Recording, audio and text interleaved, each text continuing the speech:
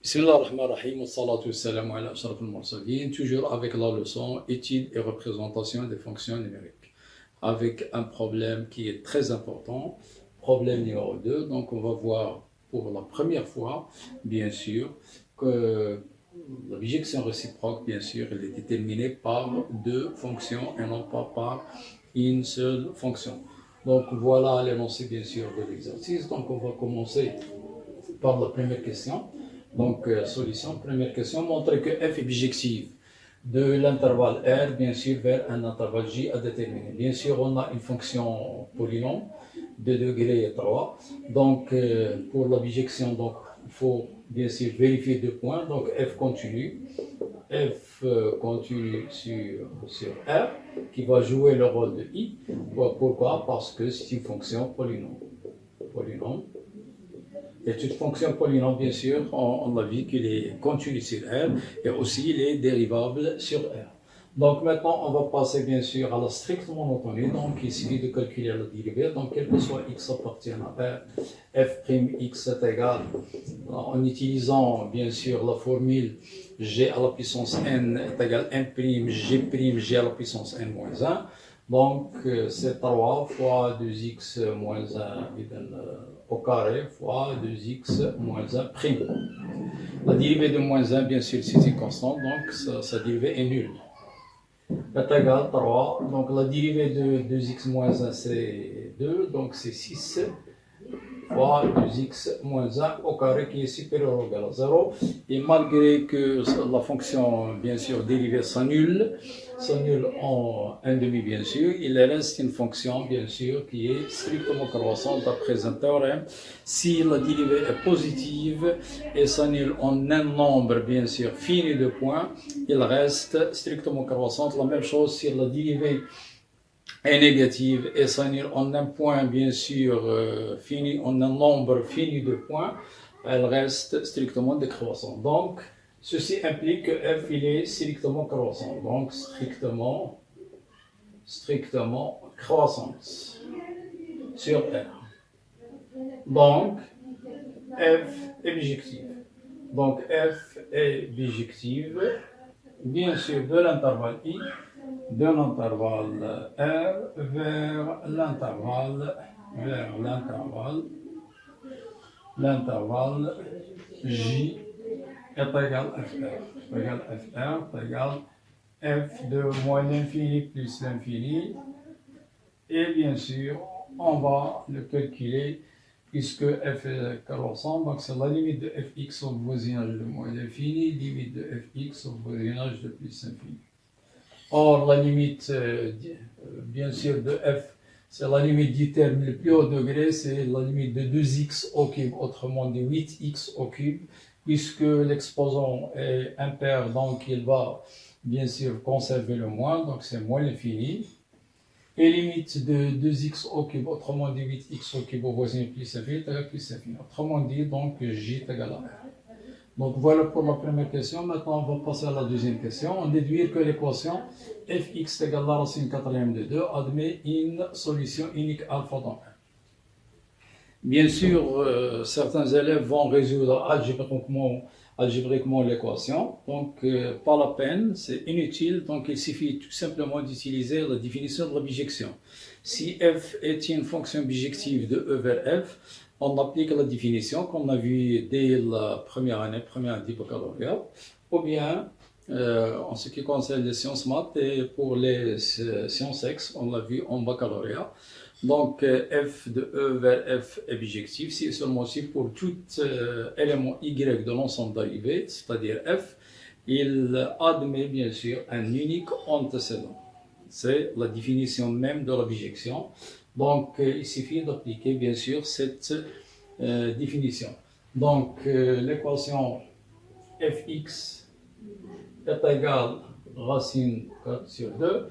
On a y, on va prendre y égale la racine quatrième de 2. Il appartient à l'ensemble dérivé, qui est R. Donc, grâce à la définition de la bijection, il existe un unique alpha, bien sûr, qui appartient à l'ensemble de départ, qui est R, tel que f alpha est égal à la racine quatrième de 2. Donc voilà la réponse de cette question. Troisième question, donc on nous demande de calculer l'image f-1 de 0, autrement dit l'antécédent de 0. Donc pour cela, donc, on l'a vu dans le problème précédent, le problème numéro 1. Donc on pose f-1 de 0 est égal à x. Ce qui est équivalent, donc 0 est égal à fx. Ce qui est équivalent bien sûr. Donc 0 est égal à fx, donc c'est 2x moins 1 au cube, moins 1. Autrement dit, donc 1 est égal à 2x moins 1 au cube. Or, 1 est positif, donc nécessairement 2x moins 1 doit être positif, sinon cette équation sera impossible, parce que 1 est strictement positif, donc c'est 2x, supposons que 2x moins 1 est strictement négatif, donc nous aurons donc un nombre négatif qui est égal à un nombre strictement positif, ce qui est faux. Donc automatiquement, on a 2x moins 1 est positif, donc on a nécessairement 2x moins 1 supérieur ou égal à 0, ce qui va nous permettre bien sûr de passer à la racine cubique pour se débarrasser de l'exposant 3. Donc ceci est équivalent à la racine cubique de 1 est égal à la racine cubique de 2x moins 1 au cube, ce qui est équivalent, donc 1 est égal à 2x moins 1. Autrement dit, donc 2 est égal à 2x, ce qui est équivalent, donc x est égal à 1. Donc ceci implique que f moins 1 de 0 est égal à 1. Maintenant, on va passer bien sûr à la question calculer, montrer que f moins 1 est dérivable, que f moins 1 est dérivable en 0. Donc pour montrer pour répondre à cette question, donc nous devons vérifier bien sûr les deux points.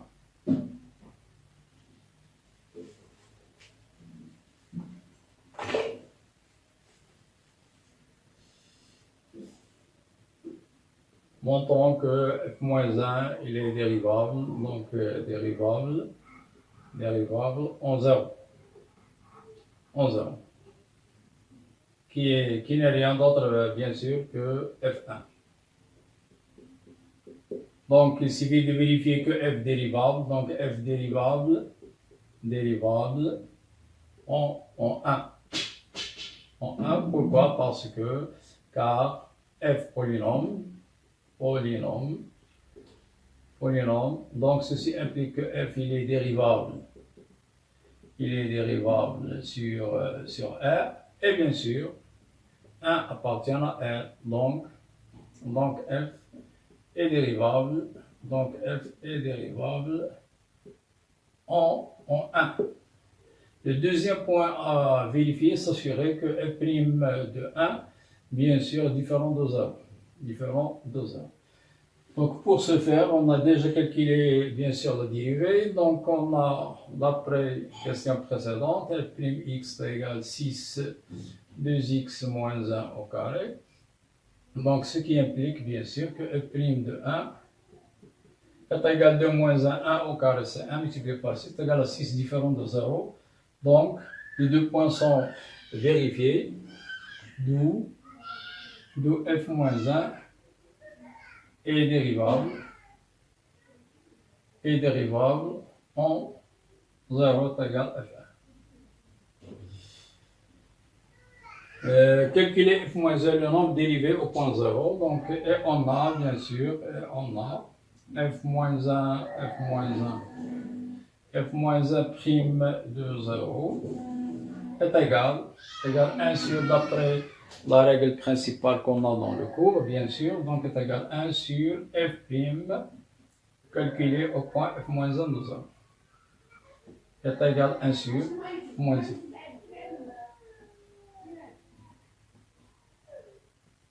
1. Égal à 1 sixième.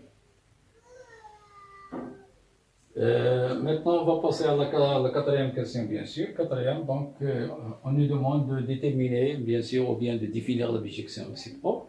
Donc, on part de x appartient à j, bien sûr, j est égal à r, et y appartient, son unique antécédent appartient à r, tel que, bien sûr, fy est égal à x. Donc, il faut bien sûr déterminer y, écrire y en fonction de x. On a, en résolvant bien sûr l'équation, fy est égal à x. Donc, on a fy est égal à x, ce qui est équivalent bien sûr, donc 2y moins 1, 2y moins 1 au cube, moins 1 est égal à x. Toujours par équivalence.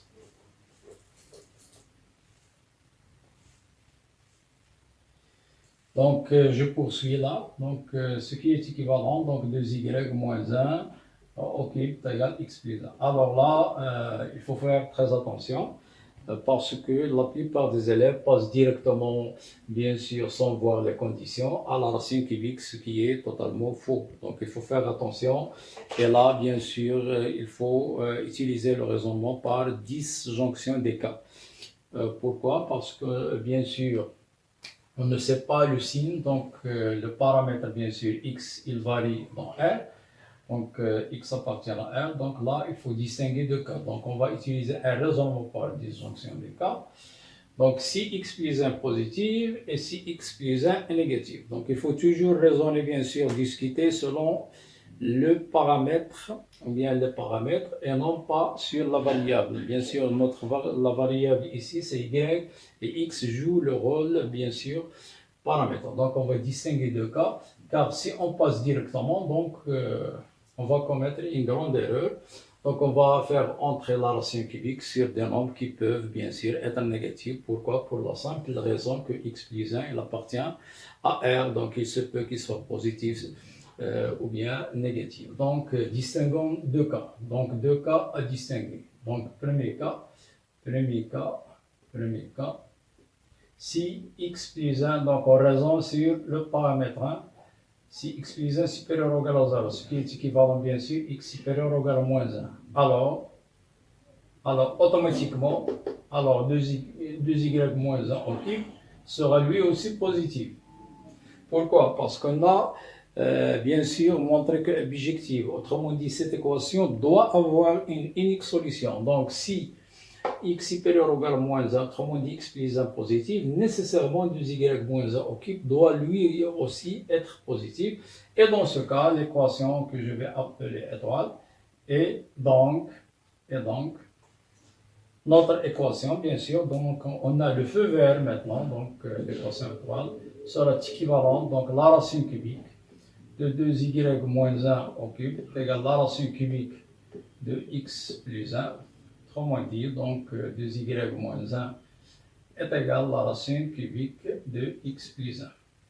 Ce qui est équivalent, donc y est égal donc 1 plus la racine cubique de x plus 1, le tout sur 2. Donc, si on veut la conclusion, donc une petite conclusion bien sûr provisoire. Donc, pour tout x supérieur ou égal à moins 1, voilà son unique antécédent. Donc, f moins 1x, puisque y c'est f moins 1x, est égal à 1 plus la racine cubique de x plus 1 sur 2. Il nous reste maintenant à déterminer l'unique antécédent de x dans le cas où on a x strictement inférieur à moins 1. Donc, passons maintenant au deuxième cas. Deuxième cas. Si x est strictement inférieur à moins 1. Autrement dit, x plus 1 négatif. Alors, dans ce cas, il faut faire attention. Si le deuxième membre est strictement négatif, aussi le membre gauche, qui est 2y moins 1 doit être lui aussi strictement négatif. Sinon, donc, cette équation sera impossible, ce qui contredit le fait que f est une bijection. Autrement dit, cette équation doit avoir une solution unique. Donc, si x est négatif, donc ceci implique nécessairement que 2y moins 1 doit être lui aussi, donc au cube, il est inférieur à 0, et on a, alors dans ce cas, on ne peut pas entrer directement dans la racine cubique, il faut rendre ces deux nombres positifs. Comment ça? En multipliant les deux nombres par moins 1. Donc nous aurons moins 2y moins 1 au cube est égal à moins x plus 1. Ce qui est équivalent, donc on va faire entrer, puisque l'exposant est impair, donc on peut entrer le moins à l'intérieur, donc ça devient 1 moins 2y au cube est égal à moins x moins 1. Donc, dans ce cas, on a strictement positif, si on a strictement positif, donc on peut entrer la racine cubique.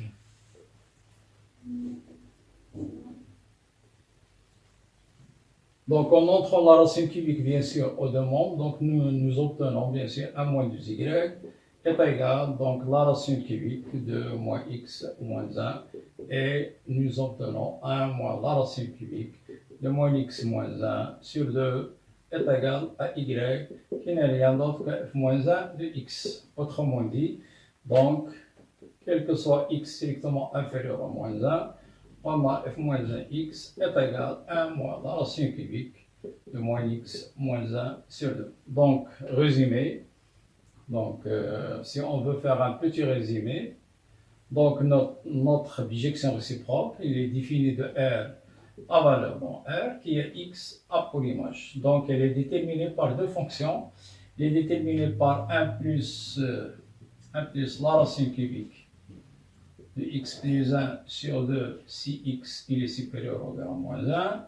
Et il est déterminé par 1 moins la racine cubique de moins x moins 1 sur 2 si, bien sûr, x strictement inférieur à moins 1.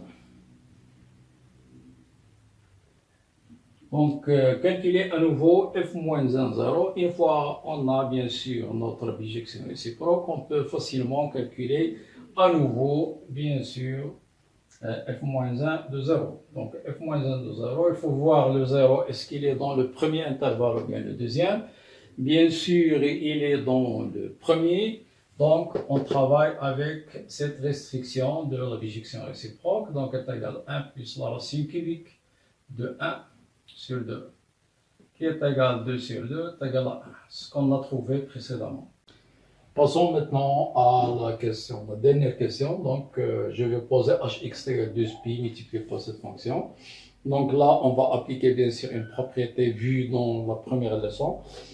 Donc, limite bien sûr de gérant f de x lorsque x tend vers bien sûr a. Et dans ce cas, si la fonction bien sûr f admet une limite finie L, et si limite fx lorsque x tend vers a est égal à L appartient à L, et bien sûr g continue en L, alors cette limite, ce n'est rien d'autre que g de L. C'est ce qu'on va bien sûr appliquer. Donc on va calculer la limite de sinus hx. Donc 2g moins 1x, à quoi est égale cette fonction? Donc 2g moins x, 2g moins x moins 3, x carré moins 8x plus 7. Bien sûr, on va travailler, bien sûr, avec la première restriction de g moins 1. Pourquoi? Parce qu'on se trouve au voisinage de 7. Donc, on est dans l'intervalle moins 1 plus l'infini.